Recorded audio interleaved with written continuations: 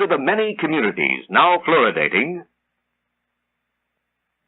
add sodium silica fluoride or sodium fluoride to their water. Another compound also used is hydrofluorosilicic acid. All three are effective and cheap.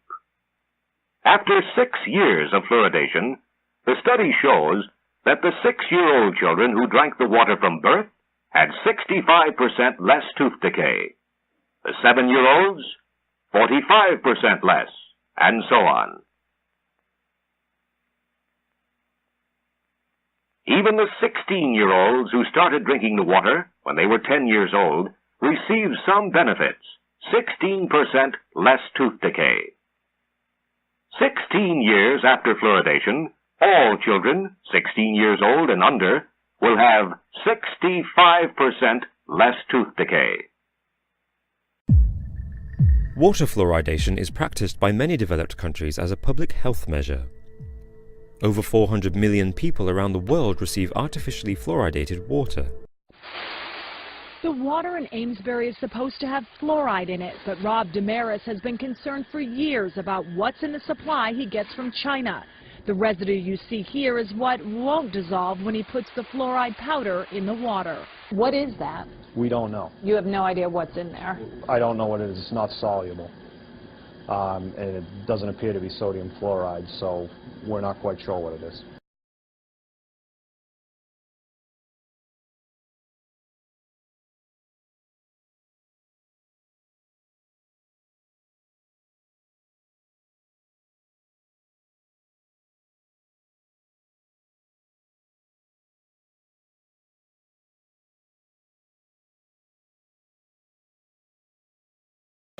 One question I have here, does water conduct electricity? You know, if it's tap water, it's absolutely filtered, we know it does. If I touch these two wires together, that light goes on. That's an open circuit. If he's an electrician, he'd call it a normally open circuit. If I put it in distilled water, it does exactly what it's supposed to do, and that's nothing because those two wires aren't touching. That's an open circuit. It shouldn't light the light. But if I put it in tap water, it closes that gap. There's something in that water that's making that gap close. And the difference between these two waters is this is absolutely filthy water, this is pure water. We drink everything that's in the soil, every microorganism, everything that comes in contact with water, water absorbs and transports it. Our water comes to a treatment plant where we're chemically treating our water. That's why it's called a treatment plant. Our water is exposed to many chemicals. This is a newspaper from Utah called Capital Connections, news for about people in state government. The Utah State Seal. On the back of it, it says, making sure your water's safe. It's written about Eva Neminsky. She has a PhD in environmental engineering. She's over all 50 water treatment plants in the state of Utah. She says right here, we're learning about very resistant pathogens in water. They're very difficult to kill, so you need strong disinfectants. These chemicals may ultimately cause cancer over your lifetime. So the question becomes, would you rather have diarrhea today or cancer tomorrow? So who wants diarrhea and who wants cancer? Pretty good choice there, huh? That's the two choices we have, drinking tap water. I think that we should drink something else other than that. The cancer they're talking about is prostate cancer, bladder cancer, colon cancers. That's your urinary tract cancers, because that's where the water goes first, and we're exposed to all the chemicals that's in those waters. We know chlorine mixes with acids in water, and that causes trihalomethane compounds. It's linked to spontaneous miscarriages and various cancers. That's according to USA Today newspapers, Johns Hopkins University in New York, and they're the ones that's conducted those tests. When you think about chemicals in our life, we wash our hair with chemicals, we brush our teeth with chemicals, we wash our clothes with chemicals, we have chemicals on our food. We're a chemical society. The only thing that takes that out of our body is the water we drink. That's what's in 50 gallons of Salt Lake City water after we clean the boiling chamber out. And people wonder why they're getting sick, why they have diseases. This is Ogden, Utah right here. That's 50 gallons of Ogden City water. Isn't that weird? how much filth is in tap water. You never would believe it unless you see it for yourself. Morgan, up where you work, this is about 80 gallons of Morgan City water. Does that look like one of the chemicals they add at the water treatment plant? It does, doesn't it? It's copper sulfate. Now the reason that they put copper sulfate in the water up there is because they have algae growing in the pipelines, and copper sulfate is an algicide. Now, algae won't hurt us, will it? We can eat algae, but when it starts to die and rot in water, it smells. You've smelled the Great Salt Lake. When the algae starts to grow and rot, it's got quite an odor to it. Well, when it has that gas inside these pipelines, and they inject chlorine into it, it creates trihalomethane gas. Okay, and that's very carcinogenic. That's where we come up with prostate cancer, bladder cancer, colon cancer. This is, some lady told me the other day she only drinks spring water from North Ogden Spring. That's 30 gallons of the North Ogden Spring, and that's what's in spring water. Whenever you're drinking right out of the dirt, right out of the ground, you're drinking dirt. You're drinking filth. You're drinking everywhere you've walked. Okay? You're drinking everything that's on the bottom of your shoe. It doesn't matter where that water's from. The filth is there. These inorganic minerals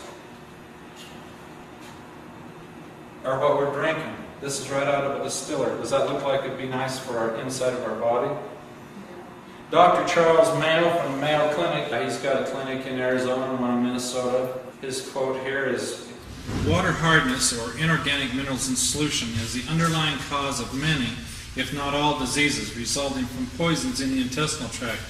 These hard minerals pass from the intestinal walls and get into the lymphatic system, which deliver all of its products to the blood, which in turn is distributed to all parts of the body. This is the cause of much human disease." Dr. Charles Mayo of the Mayo Clinic. In Dr. Bannock's book, The Choice is Clear, he says if you're concerned about arthritis, hardening of the arteries, kidney stones, gallstones, cataracts, glaucoma, loss of hearing, diabetes, obesity, and emphysema, do not drink the inorganic minerals found in water. He just talked about the inorganic minerals. We've talked about 80,000 different chemicals in our water. We've talked about the insects, the bacterium, the virus, the parasites, the dead animals in our water. When I put a distiller in my home, the very first week, this is what we took out of our distiller. That's what 6 people would have drank the first week. And when I got shown this to people and shown it to my wife and kids, I says, look, there's actually an animal hair in there. See that animal hair right there? There's 6 animal hairs in this bottle of water. And I called the water guy up and I says, how come there's hair in our water this week? And he says, well, I thought we took that all out. I says, well, what was it? He says, we couldn't tell, it's too badly decomposed. I says, well, why didn't you tell everybody was drinking a dead animal this week? And he says, oh, don't worry, we put more chlorine in your water. So, chlorine's 400,000 times more poisonous than DDT. It's linked to a lot of diseases, even cardiovascular disease, because it roughens up the artery walls inside our blood stream and causes the inorganic minerals to start adhering to them, because a rough spot makes it easier for things to stick. You may go around 10, 20, 30, 40, 50, 60 years, 70 years before you have any cardiovascular disease cause you any problems. But if the wrong blood vessel gets plugged off in your heart, they call that a heart attack, don't they? If the wrong one gets plugged off in your brain, they call that a stroke. If the inorganic minerals get into our body, in our joints, in our ears, it causes aging diseases that we don't have any cure for. Right here in the laboratory, let's take distilled water through the same journey the tap water's been on and make the light go on in it. We'll have to add a lot of things to it. First thing we'll add to it is bacterium, virus, and parasites. I'll wash my hands in it. 5 parts per million will make this light go on. And we'll see just how dirty my hands are. Pretty clean hands, huh? The tap water is still hundreds of times filthier than the distilled water. But the real funny thing about it is, though, you won't drink this water now, will you? No. Why not? Because it has weird... Yeah, but it's still hundreds of times cleaner than tap water. Did you see what your eyes just did to your brain now? You saw something in your water. What do you really want in your water? Nothing. Me too. When I saw this the first time, that's what I decided. I didn't want anything in my water. I wanted clean water. But we can take it a little bit further and make the light go on. This is some of the inorganic minerals we get out of our distiller. We'll put some of that in there. We'll put some chemical from farms and factories in there. And we'll stir that around. So that's starting to look like Mountain Dew, right? That's what you're just thinking? Now we'll take it to the water treatment plant where we'll add a little bit of technology to it. And we'll stir that around and we'll aerate it a little bit, just like even Minsky's talking about there. Add a little technology to the water. Right amount of chemicals that we can make that awful looking water look just like tap water. Isn't that cool? Now let's see if we made it tap water. Yep. Now, according to even Minsky, that's safe water to drink. You won't want to drink it now? Why not? It's safe. What's the definition of safe water? Won't cause diarrhea today. Let's see what we've done here with the TDS meter. This TDS stands for total dissolved solids. That means anything that's totally dissolved in the water will show up with a TDS meter. Now Ron, I want you to read this for me and tell me what parts per million that says. 0. 0, 0, 0 parts per million. Now tap water, right from Ogden City here, let's see what that's saying. 296, 308 now. 308. 308 parts per million. Now this water that Teresa wouldn't drink, let's see what that was. After I threw all that filth in there. 56. 54. It's still, what, 6 times cleaner than tap water. Can you imagine how much filth is in tap water? If you could see where that tap water's been, all the carcasses of the animals, the dead insects, the inorganic minerals, the chemicals that's in this water, if you could see what was in that water that's making 296 parts per million, you'd never drink it. You'd never ever drink it. And you shouldn't.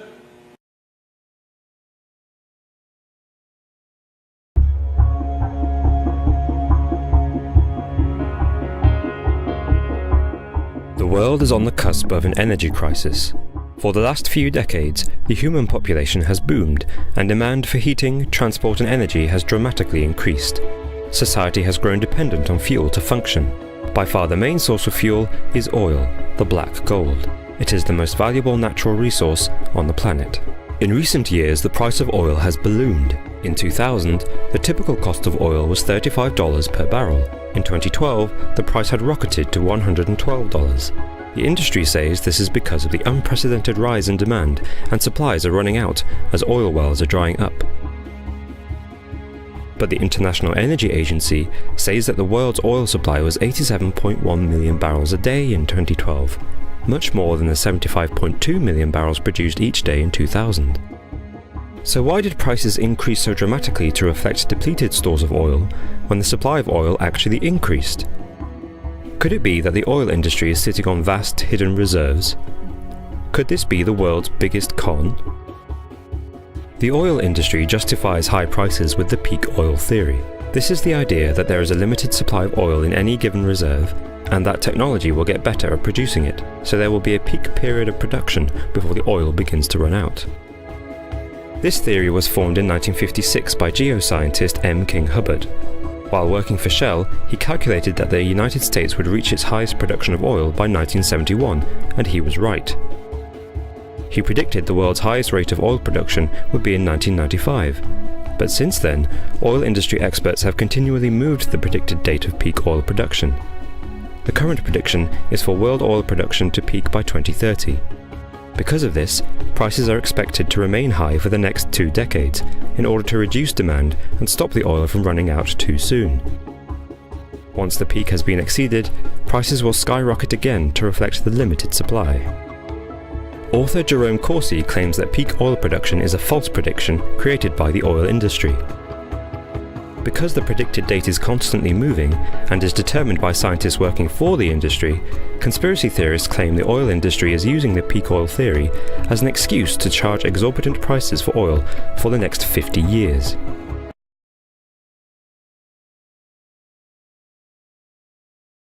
You mentioned in one of your last talks that petroleum wasn't what we thought it was, that it wasn't a fossil fuel, that it didn't come from fossil animals. Yeah. Is it just a mineral? Is it a mineral like any other mineral?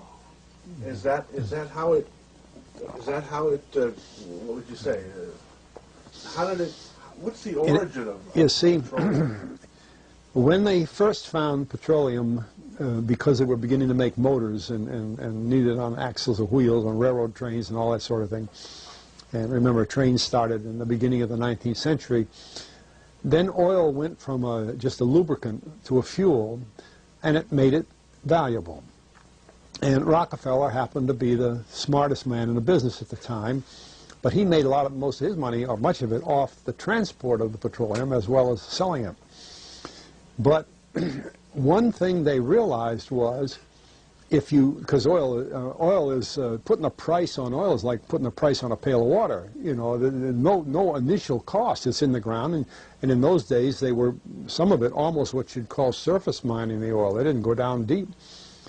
So in order to get the price up, they hit on the idea that they would have to make it appear to be scarce. Boy, after we take the next few barrels out, we're probably going to have to close as well. You know, that kind of thing. Well, a very fortuitous event. In 1892, there was a convention in Geneva of scientists to determine what organic substances are. Well, the definition of organic is a substance with hydrogen, oxygen, and carbon. And so it's usually a living substance, a tree. You analyze a dead tree, hydrogen, carbon, and oxygen, and grass, and so on, living things. Animals, we are hydrogen, oxygen, and carbon. So at this Geneva Convention, Rockefeller took advantage of sending some scientists over who said, oil, petroleum, is hydrogen, oxygen, and carbon. Therefore, it must be derived from the spoiling, the rotting of formerly living matter. And playing the game properly, when this scientific convention was over, they defined oil as the residue from formerly living matter. Well, that makes it a fossil fuel. I don't know why they decided to use the word fossil, but it says formerly living matter, it's fossil. Well, of course, today, and another thing we should know is that there has never been a fossil, a real fossil, found below 16,000 feet. And you can't argue at 16,000 as a level line, because someplace the ground sinks and so on. But 16 is what the scientists say, 16,000. We mine oil, or we drill for oil, at 30,000, 33,000, 28,000 every day of the week. So right there, we rule it out that it isn't fossil fuel. It's called fossil fuel for the minds of the public to feel that it is an asset that is running out, being depleted. We talk about depletion allowance, which is a lot of, you know. And actually, if you know the world's oil supply, you know that it is not going to run out for an awfully long time. It is the second most prevalent liquid on Earth. And we haven't begun to... Well, with all that background, you see, the people in charge of the petroleum business, for perfectly reasonable business things, just like any other man in a business, wants to keep his price as high as he can get away with. And the way to do is just say, well, there's no more. The last barrel is going to cost $1,000, and then it's all done. And they preach that stuff. What bothers me is that in geology books, it's in there. The geologists say it's a fossil fuel. Somehow they've been bought. I mean, I went to a 4-year federal staff energy seminar run by the government of the United States during the so-called energy crisis. I was the participant that represented the railroad industry. The airline industry was there. Every AA, administrative assistant of senators and congressmen, was there. The CIA was there, the Defense Department was there, the State Department was there. Sometimes sitting right in front of me in the row would be Henry Kissinger with his friend, the head of Department of Defense. That's too bad, I can't put the names with them. But anyway, people like that, top men in the government, sitting there listening to the Federal Staff Energy Seminar. Well, what this was doing is for 4 years, they were teaching a propaganda line to the leading people in this country, and therefore to the leading people in the world, when you include the Schlesingers, Kissinger and Schlesinger, among others. And the object of it was, as Kissinger used in his own terms when it was time for him to speak, to create a world price for oil. In other words, not 30 cents a gallon here and 90 cents a gallon there, but let's get a world price. That's their goal, and they're trying to do that for wheat and everything else. We don't realize what the controls are, whether it's oil or some of these other things. Almost everything today is being categorized at the highest price they can possibly make it go. And so calling petroleum a fossil fuel is the basis for this system with respect to petroleum. Material. You pour it out in the hand, and that's radioactive contamination. Is it radioactive? Yeah, it is. Very radioactive. Now, decontamination is nothing but scooping it back up and putting it into the bottle. I just now decontaminated my hand. No, I didn't do such a good job. Not good at all. Is it still radioactive? Yeah, that's called residual radioactivity. Now, under the decontamination rules of the government, when you decontaminate somebody like this that's that contaminated, and this is certainly a reportable incident under current DOE regulations, when you decontaminate him, it has to go down a controlled drain so that you don't disperse radioactivity. Do I qualify as a controlled drain?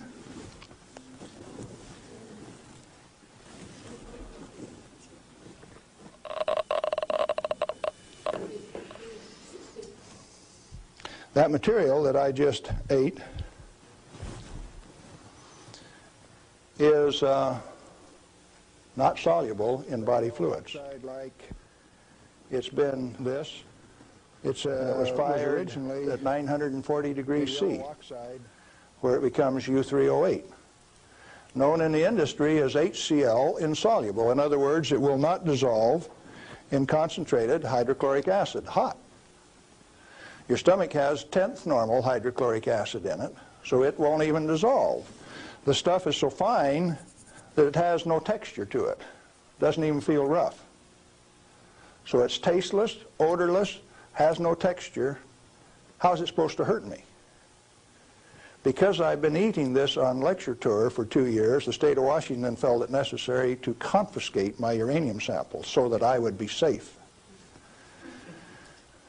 Dr. Fulton from the Hanford Environmental Health Foundation called up and he says, "Hey, I heard one of your guys OD'd on uranium today, Galen." And we talked for a little while and he says, "Oh, that was you." And I says, "Listen, I can eat all that stuff I want." He says, "It'll ruin your kidneys." "How are your kidneys?" "They're fine."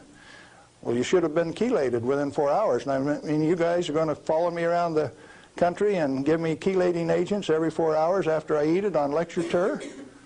He says, "We'll give you any medical assistance that you need, Galen. We don't want anything to happen to you." I said, "Did that include turning out the federal SWAT team 4 days ago to get me?" Where are these guys coming from? Well, here's a piece of metal. Density of 19, 19.0. If you know your chemistry and physics, you know that there are only two metals that have that density: plutonium and uranium. Radioactive, pyrophoric, density of 19. Outside of a laboratory, most of you can't tell me whether this is uranium, plutonium, or a mixture of the two. Now, I said that it's heavy, and it is. Let's see if it's radioactive. Yeah, it is. Pyrophoric, what does that mean? Pyro, fire. Black on the end. The spark that just came off there is pyro, fire, burn. If it's plutonium, I just contaminated this area of Arizona in excess of the EPA's limit for 1 square mile of surface.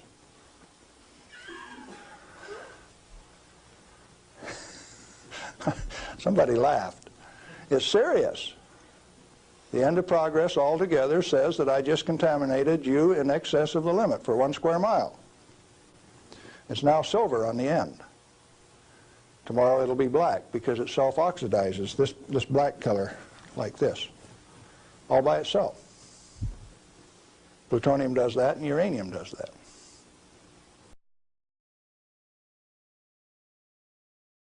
When we think of cosmology, when we think of the world that we're standing on, this rock, which one is it? You know, the textbooks are telling us that this is an oblate spheroid. Have you read about that? Heard about that? An oblate spheroid. This guy right here says, no, it's pear-shaped. Then, of course, you got NASA pumping out pictures all the time as a perfectly spherical Earth. And you got the Bible saying, nah, don't, you live in a snow globe.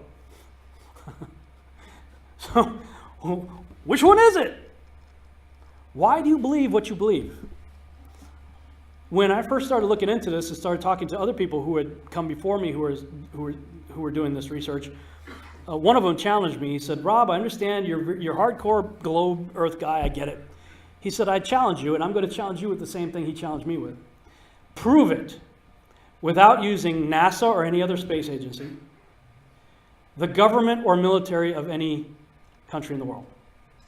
Why would I say that? NASA has been proven to be liars time and time again. I could spend a whole weekend here showing you the lies of NASA. How many of you believe your government is 100% honest and can be trustworthy? Come on. Okay, so you don't, one person suffering from severe cognitive dissonance. Yeah. And how many of you know the military answers to their government? Okay, so if those three sources, space agencies, which are typically military government organizations, governments and the militaries of the world, are all proven liars, why would you trust them? Fool me once, right? Shame on you. Fool me twice, shame on me. I say, continue to believe pathological liars and you're an idiot. But that's what we've all done. And so, you know, I look at these stuff, you know, we've all seen the textbooks, we've all seen the videos and movies and all these things, and there's so much of it. Do you know what the budget NASA has? Do you know how much they get, how much money they get? Tens of billions of dollars a year. Have you seen the movie Gravity? Okay. That's made for about $100 million, give or take. And if you saw the movie Gravity, that was pretty impressive. I saw it on IMAX, big screen, like, wow. I mean, I felt like I was with Sandra Bullock flying around in space, freaking out myself. Very impressive. Just saw the movie, Passengers, I think it's called. Same thing. Okay, this is what they're able to do with $100 million. What are you able to do with tens of billions of dollars a year since the 60s? And why is it that all the astronauts, if not all, most of them, have to be Freemasons? How many of you know secret societies are good at keeping secrets? Kind of why they say secret society, right? So you have organizations, people say, well, it's too big a conspiracy. There's no way, it's too big a conspiracy, too big a... No, it isn't. There's supposedly over 7 billion people on the Earth today, right? Look up how many people have allegedly been to space. It's about 550 out of 7 billion. Most of those from the United States and Russia. How many think those two countries are very trustworthy? They always tell the truth, right? Their government never lies. My government never lies. And most of the astronauts are military trained. I was in the military. We're trained to keep secrets. Right? Yeah. I say don't trust me either. And they're Freemasons. Okay, secret, secret, secret, all over the place. 500-something people. It's not too hard. The mechanic has no idea what the king knows, right? There are people working for these agencies that believe what they're doing is what they're doing. They're making parts. They're going to go on something that's going to get launched up somewhere. That's all they know. There are other people who sit in front of computers that get data coming from somewhere, and they interpret that data. Are they in on the conspiracy? No. They're just doing their job. But I'll tell you, some of these people are starting to question their job.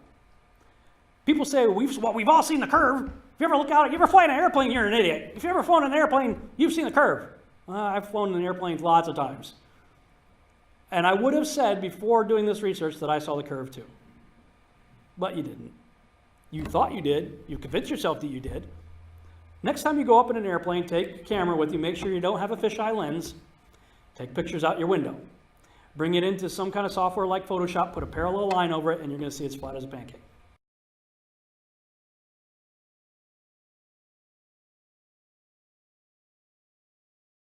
Yeah. Okay, Rob, so what? Why is this stuff important? Well, I hear that question a lot. So I came up with about 5 reasons off the top of my head why I think this could be important. Genesis is the foundation of all that we believe in the Bible to be true. If Genesis is wrong, then it all crumbles under a faulty foundation. Genesis says nothing, zip, zero, nada, about the earth being set in motion, orbital or rotational, around the sun.